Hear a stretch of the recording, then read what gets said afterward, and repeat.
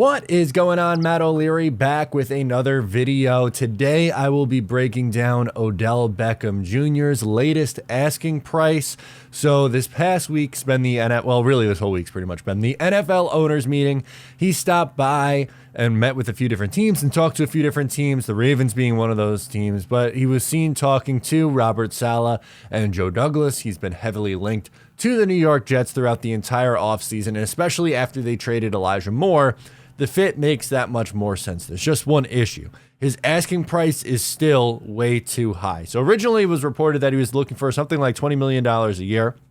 That has come down, but not nearly enough to the point that I would feel comfortable giving him that deal. He's supposedly asking for $15 million a year, according to Albert Breer. That is way too rich for me when you consider that the Jets still need to add a veteran center, a veteran interior defensive lineman, and then you're also adding Odell, and you have to sign your draft class. Like, that's just not the price point that I'd be comfortable with Odell Beckham Jr. He's not the guy that he was, when he was with the Giants, or even, hell, I know that he came back and looked good with the Rams, especially in that playoff run, but he hasn't had a ton of games over the last 3 years. He's missed a ton of time.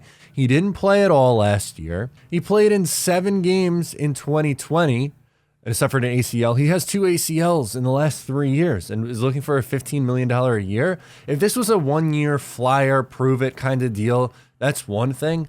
But allocating that much to a guy who didn't play at all last year seems absolutely crazy to me. And yes, when he's on the field and healthy and in a good opportunity, not like in Cleveland, he's a very good wide receiver. I know he's not the guy that he was with the Giants anymore. No one's asking him to be that guy. But he also can't be saying, I want $15 million a year, like I am still that guy.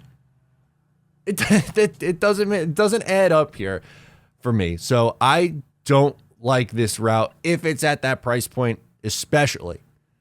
I don't know how you're going to make that work. I really don't know how the Jets plan to make that work.